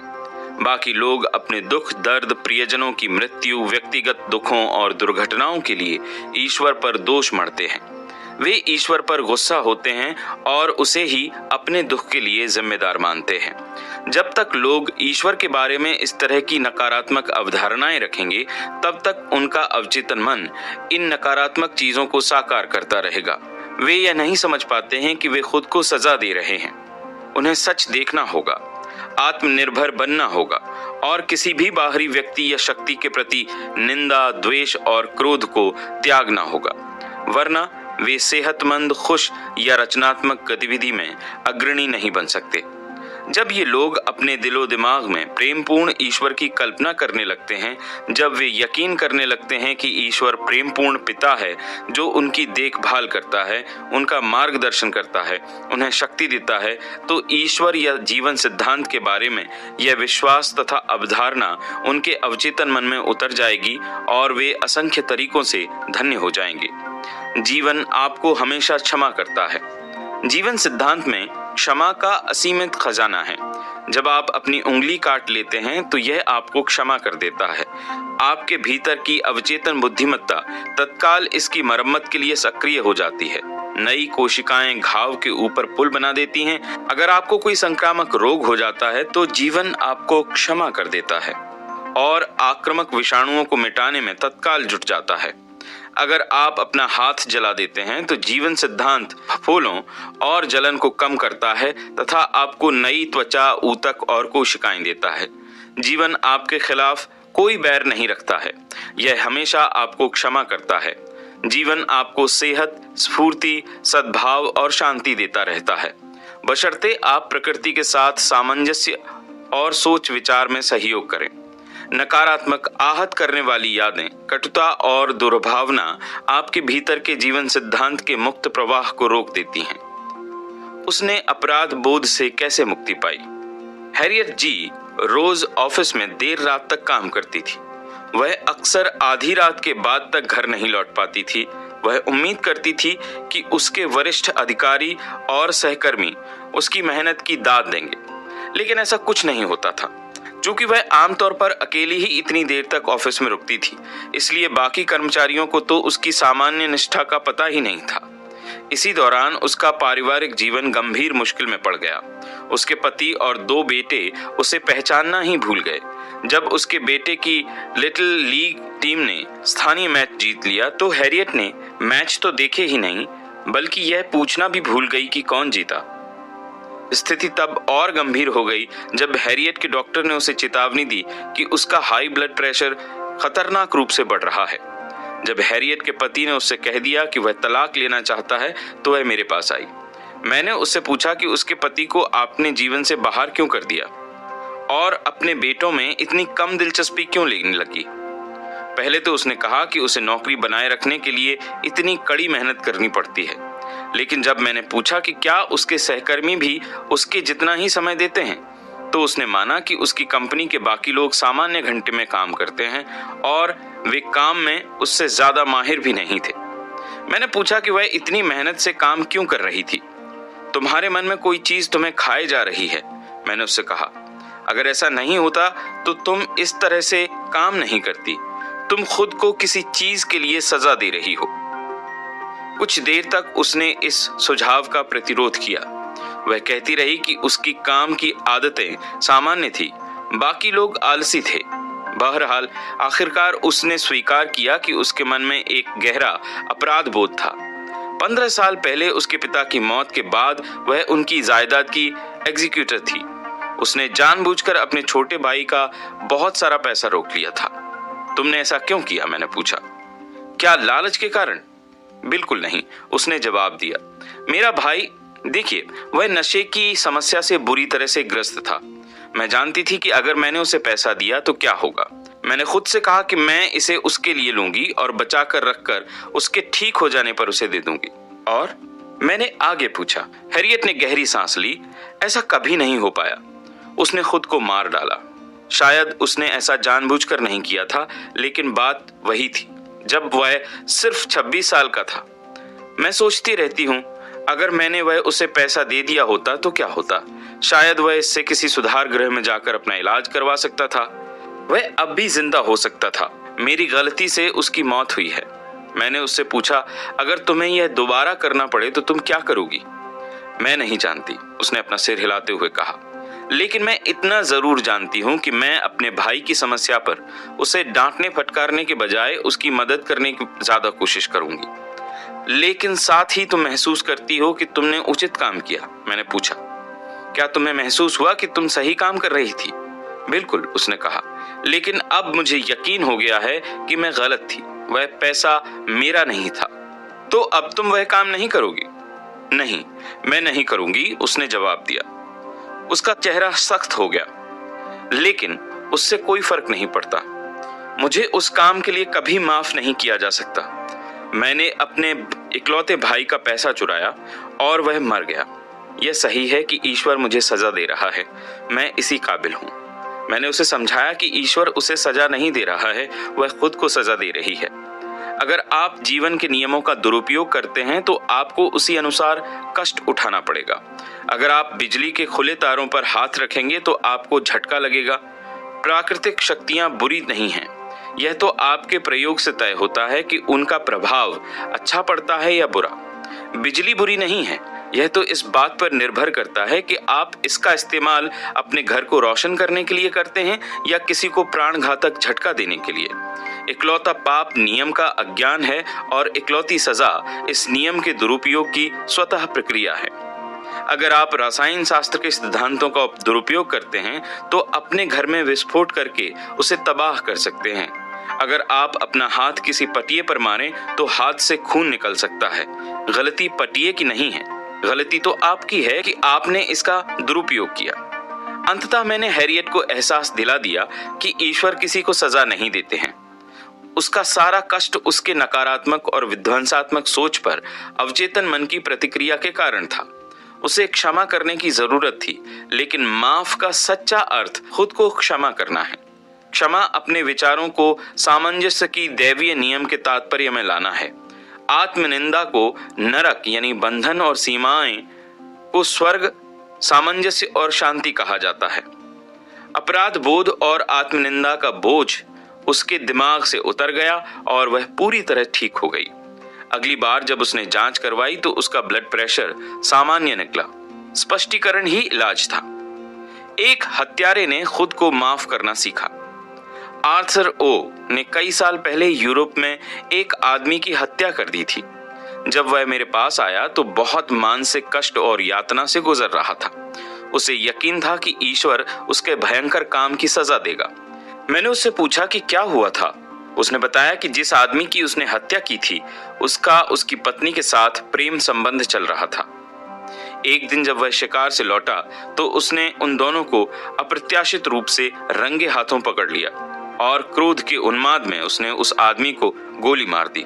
कानून ने उसके इस काम को बहुत सख्ती से नहीं देखा और उसे सिर्फ कुछ महीनों की सजा मिली। जेल से छूटने पर आर्थर ने पत्नी को तलाक दिया और अमेरिका में बस गया। कुछ साल बाद वह एक अमेरिकी महिला से मिला और उससे शादी कर ली। अब उसके 3 प्यारे बच्चे हैं। उसने सफल करियर बना लिया जहां कई लोगों की मदद करने की स्थिति में है। उसके सहयोगी उसे पसंद करते हैं और उसका सम्मान करते हैं।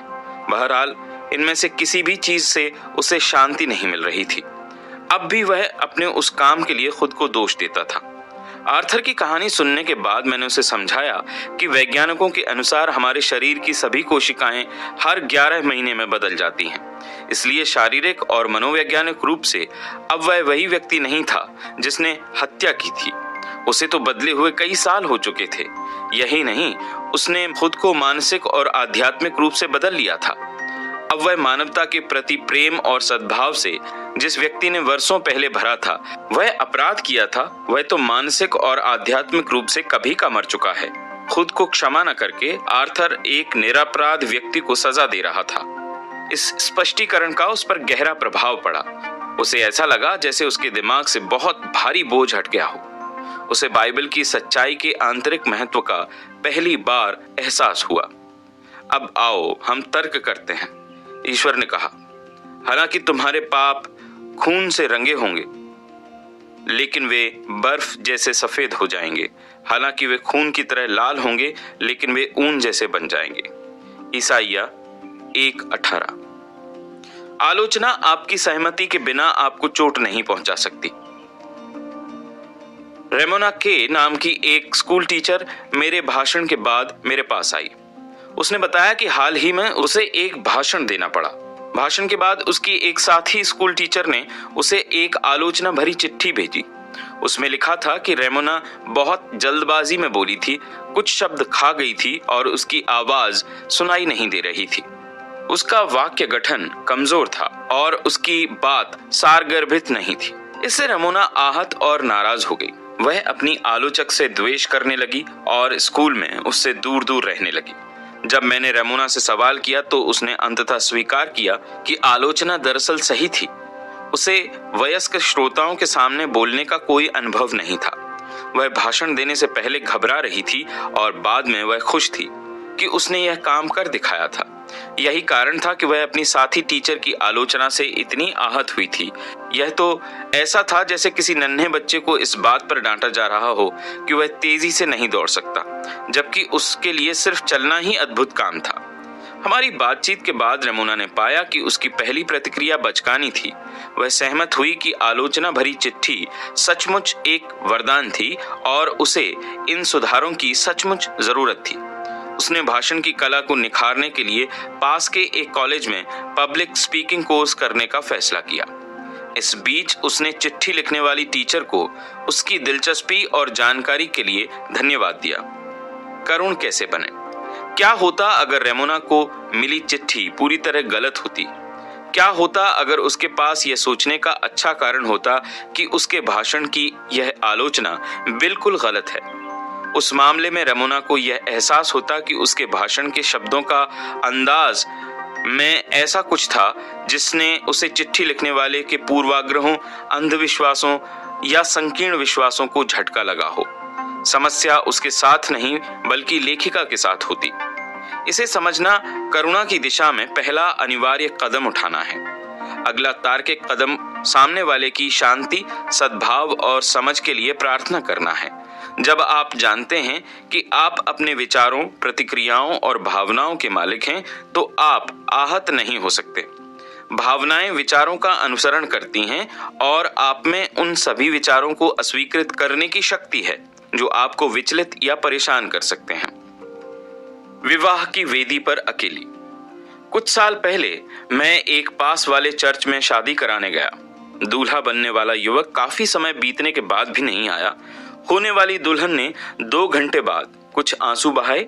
फिर उसने मुझसे कहा, मैंने दैवीय मार्गदर्शन के लिए प्रार्थना की थी। युवक का न आना शायद मेरी प्रार्थना का जवाब है, क्योंकि ईश्वर कभी गलत मार्गदर्शन नहीं देता है। उसकी प्रतिक्रिया ईश्वर और सभी अच्छी चीजों में अपनी आस्था को दोबारा व्यक्त करना था। उसके दिल में कोई कटुता नहीं थी, क्योंकि जैसा उसने कहा, हालांकि मैं इस विवाह के लिए बेताब थी, लेकिन मुझे लगता है कि यह विवाह सही कर्म नहीं होता, क्योंकि मेरी प्रार्थना सही कर्म के लिए थी। सिर्फ मेरे लिए नहीं बल्कि हम दोनों के लिए। यह युवती एक ऐसे अनुभव से आसानी से बाहर निकल आई जिस पर कोई और व्यक्ति भावनात्मक हंगामा मचा देता। अपनी अवचेतन गहराइयों में मौजूद असीमित बुद्धिमत्ता के अनुकूल बने। इसके जवाब पर बिना किसी शंका के उसी तरह भरोसा करें जिस तरह आपको बचपन में माता पिता पर था। यही संतुलन और मानसिक तथा भावनात्मक सेहत की राह है। विवाह करना गलत है, सेक्स बुरा है और मैं बुरी हूं। एक युवती मेरा भाषण सुनने के बाद मेरे पास आई। उसने बताया कि उसका नाम कैरोल था। मुझे उसकी पोशाक अजीब लगी। वह बहुत सादी काली पोशाक और काले मोजे पहने हुई थी। उसका चेहरा पीला और रूखा था। उस पर लिपस्टिक या कोई मेकअप नहीं था। उसका अंदाज भी सकुचाया हुआ लग रहा था, लेकिन सतर्क था, जैसे उसे लग रहा हो कि उसके आसपास के लोग अचानक गलत व्यवहार करने लगेंगे। जल्दी ही कैरोल मुझे अपने लालन पालन के बारे में बताने लगी। उसे उसकी माँ ने पाला था, जिसने उसे यकीन दिला दिया था कि नाचना, ताश खेलना, तैरना या पुरुषों के साथ घूमना फिरना पाप है। उसकी माँ के अनुसार सभी मर्द बुरे होते हैं और सेक्स पाप है, जिसे शैतान प्रेरित करता है। अगर वह इन दैवीय आदेशों का उल्लंघन करेगी, अगर वह इनका अक्षरशः पालन नहीं करेगी, तो वह अनंत काल तक नरक की आग में जलती रहेगी। जब कैरोल अपने ऑफिस के युवकों के साथ घूमने जाती थी, तो उसे गहरा अपराध बोध होता था। उसे लगता था कि ईश्वर उसे सजा देंगे। उसे एक युवक थोड़ा पसंद था, जिसने उसके सामने विवाह का प्रस्ताव रखा, लेकिन उसने ठुकरा दिया। जैसा उसने मुझसे कहा, विवाह करना गलत है, सेक्स बुरा है और मैं बुरी हूं। यह वह नहीं, उसकी मां की कंडीशनिंग बोल रही थी। जाहिर है इस युवती को अपराध बोध हुआ। उसे कैसे नहीं होता? उसके लिए मां के विश्वासों के साथ जीना असंभव था। इस विचार से बचना असंभव था कि उन विश्वासों में कुछ गड़बड़ थी। जो जीवन सिद्धांत हम सभी में प्रवाहित होता है, वह अपनी पहचान और अभिव्यक्ति के लिए जूझ रहा है। मैंने कैरोल को सुझाव दिया कि वह खुद को क्षमा करना सीखे। क्षमा करने का मतलब है किसी चीज के लिए कुछ छोड़ना। जीवन की सच्चाइयों और अपने नए आकलन को पाने के लिए उसे सारे झूठे विश्वास छोड़ने होंगे। 2.5 महीने तक कैरोल मेरे पास सप्ताह में 1 बार आती रही। मैंने उसे चेतन और अवचेतन मन की कार्यविधि के बारे में वह सब सिखाया जो मैंने इस पुस्तक में बताया है। जब वह धीरे धीरे यह समझ गई कि अज्ञानी, अंधविश्वासी, कट्टर और कुंठित माँ ने उसे गलत विचार दिए हैं, सम्मोहित किया है और कंडीशन किया है, तो वह अद्भुत जीवन जीने लगी। मेरे सुझाव पर कैरोल अधिक आकर्षक कपड़े पहनने लगी। अपने हुलिये में अमूल चूल परिवर्तन करने के लिए वह एक फैशनेबल स्टोर के कॉस्मेटिक सेक्शन में गई। उसने नाचना और कार चलाना सीखा। उसने तैरना, ताश खेलना और युवकों के साथ बातचीत करना सीखा। वह अपने परिवार से पूरी तरह अलग हो गई और जीवन को प्रेम करने तथा महत्व देने लगी। अपनी आंतरिक प्रकृति को जानने के बाद कैरोल आदर्श जीवन साथी के लिए प्रार्थना करने लगी। वह यह दावा करने लगी कि असीमित बुद्धिमत्ता उसकी ओर ऐसे व्यक्ति को आकर्षित करेगी जो पूरी तरह उसके साथ सामंजस्य में होगा। एक शाम जब वह मेरे ऑफिस से निकल रही थी, तो एक व्यक्ति मुझसे मिलने का इंतजार कर रहा था। मैंने उन दोनों का परिचय करा दिया। 6 महीने बाद उन दोनों ने शादी कर ली। वे अब भी शादीशुदा हैं और एक दूसरे के साथ बहुत खुश हैं।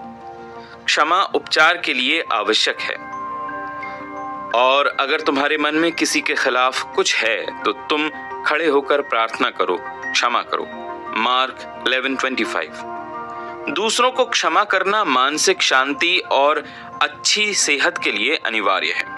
अगर आप अच्छी सेहत और खुशी चाहते हैं, तो आपको हर उस व्यक्ति को क्षमा करना चाहिए जिसने आपको चोट पहुंचाई है।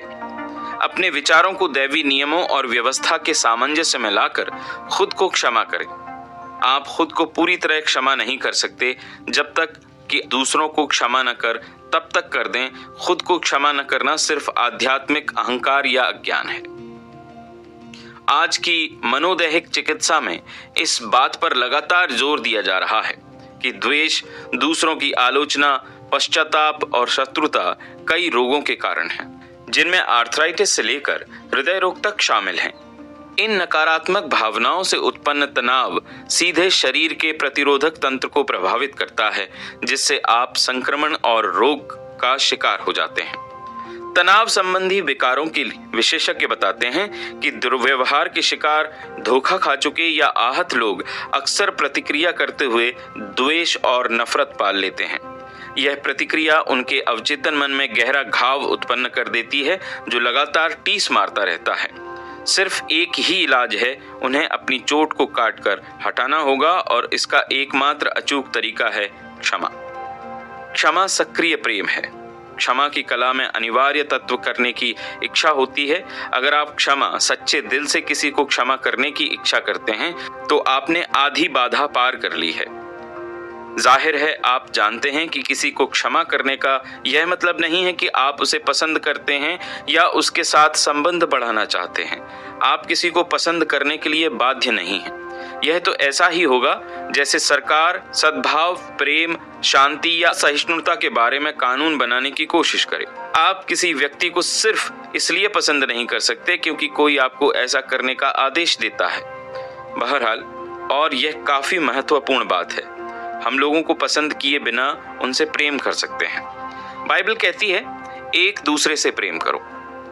यह पहली नजर में असंभव लग सकता है, लेकिन यह काम कोई भी कर सकता है, बशर्ते वह इसे सचमुच करना चाहे। प्रेम का मतलब यह है कि आप सामने वाले के लिए सेहत, खुशी, शांति, सुख और जीवन की सभी नियामतों की कामना करें। सिर्फ एक ही शर्त है और वह है ईमानदारी। अगर क्षमा करते समय दरअसल उदार नहीं बल्कि स्वार्थी होते हैं, क्योंकि आप दूसरों के लिए जो काम न करते हैं वास्तव में वह अपने लिए कर रहे हैं। इसका कारण यह है कि आप ही इसे सोचते और महसूस करते हैं।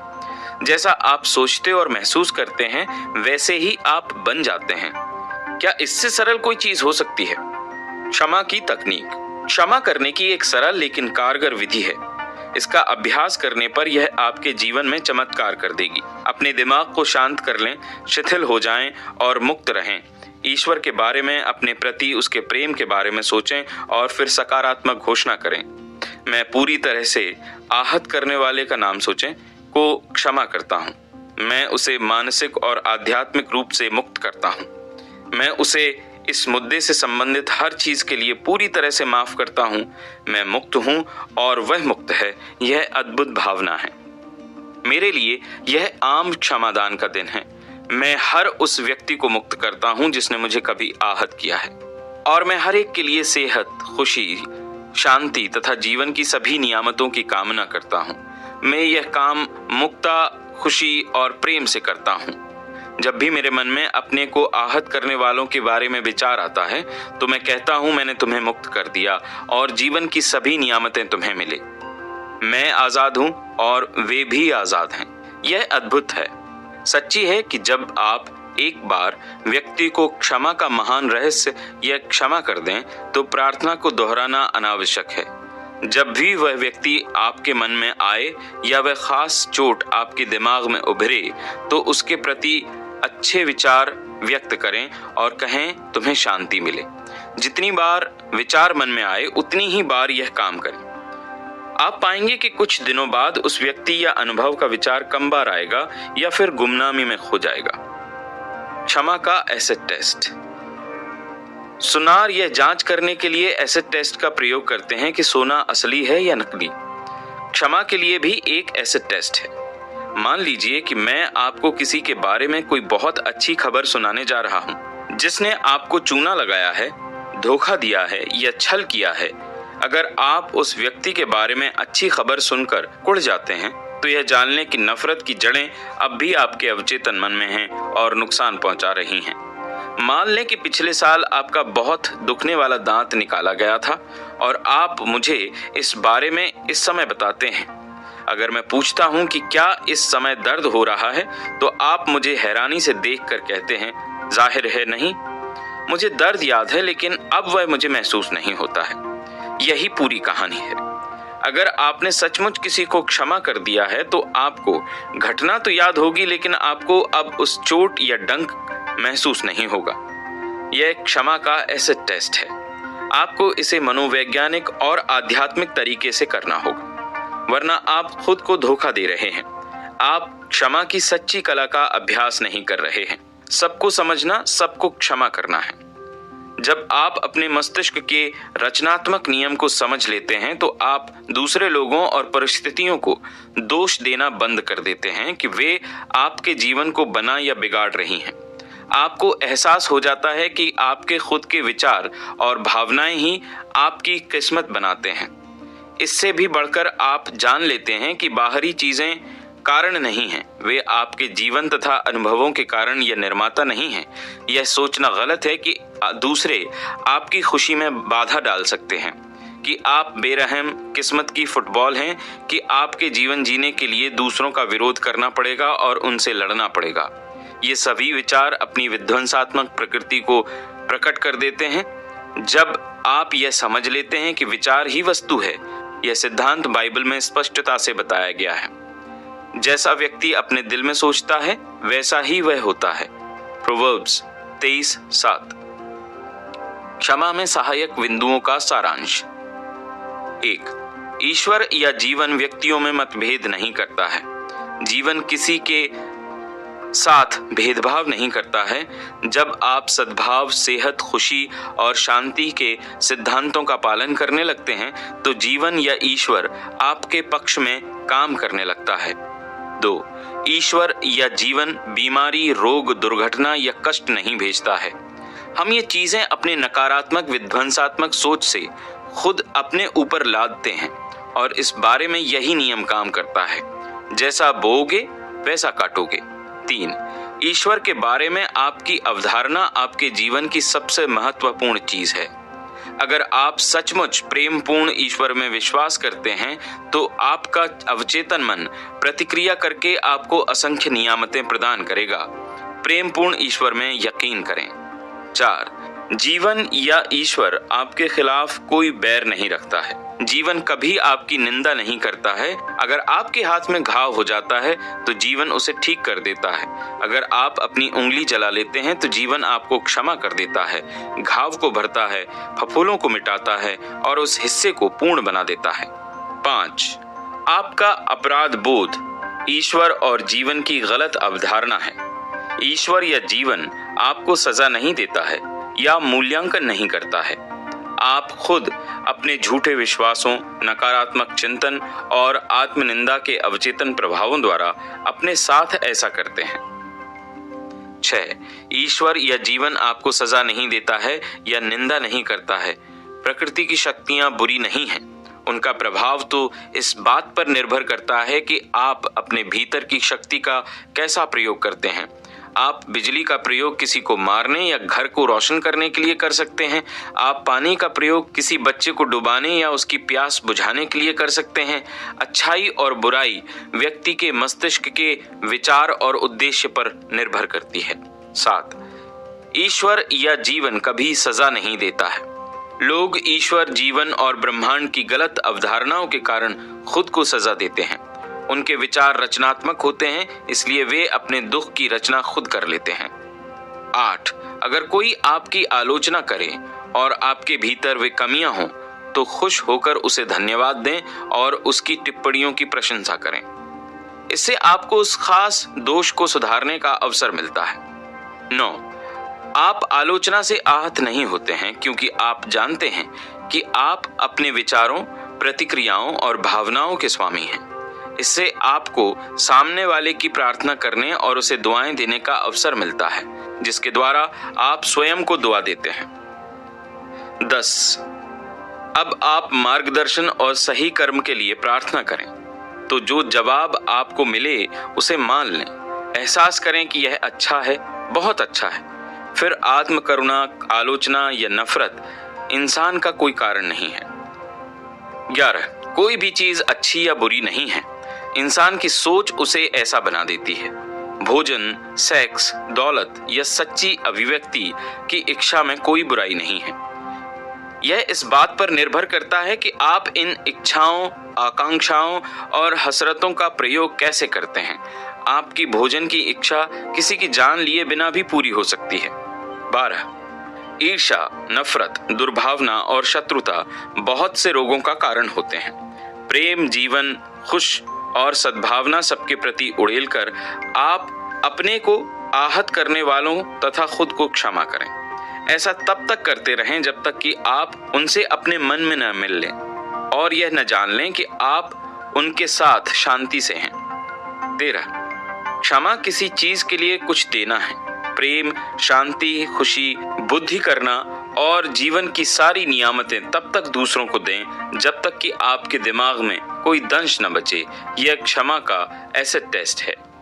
14, अगर किसी ने आपको चोट पहुंचाई है, आपके बारे में झूठ बोला है, निंदा की है और आपकी बहुत बुराई की है, क्या उस व्यक्ति के बारे में आपका विचार नकारात्मक है? अगर ऐसा है तो आप उसे अभी तक क्षमा नहीं कर पाए हैं। नफरत की जड़ें अब भी आपके अवचेतन मन में हैं और आपको नुकसान पहुंचा रही हैं। उन जड़ों को उखाड़ने का एकमात्र तरीका है प्रेम। उस व्यक्ति के लिए जीवन की सभी नियामतों की कामना करें। यही 70 गुना 7 बार क्षमा करने का मतलब है। उसने कहा, बहुत बार, और मैंने छोड़ी भी है कुछ समय के लिए, लेकिन मन बेकाबू हो जाता है और मैं 2 सप्ताह तक लगातार नशे में डूबा रहता हूं। यह भयंकर है। इस दुर्भाग्यशाली व्यक्ति के साथ ऐसा बार बार हुआ। उसे एहसास था कि लगातार पीना उसकी आदत बन चुकी है और वह जानता था कि उसे इस आदत को बदलकर एक नई आदत डालनी थी। बहरहाल इच्छाओं को दबाने की कोशिश से हालत सुधरने के बजाय बिगड़ती जा रही थी। उसकी लगातार असफलताओं ने उसे विश्वास दिला दिया कि वह असफल है और उसके पास अपनी इच्छा को नियंत्रित करने की शक्ति नहीं है। शक्तिहीनता के इस विचार ने उसके अवचेतन मन पर जबरदस्त सुझाव के रूप में काम किया। इस कारण उसकी कमजोरी बढ़ गई और उसका जीवन असफलताओं का सिलसिला बन गया। मैंने उसे चेतन और अवचेतन मन के कार्यों में तालमेल बैठाना सिखाया। इन दोनों के सहयोग से अवचेतन मन में बोई गई इच्छा या विचार साकार हो जाता है। उसका तार्किक मन सहमत था कि अगर उसकी आदत के पुराने मार्ग ने उसे मुश्किल में डाल दिया है तो वह चेतन रूप से स्वतंत्रता, संयम और मानसिक शांति का नया मार्ग बना सकता है। वह जानता था कि हालांकि उसकी विनाशक आदत अब स्वचालित बन गई है, लेकिन उसने इसे सचेतन विकल्प चुनकर खुद बनाया था। उसे एहसास था कि अगर उसने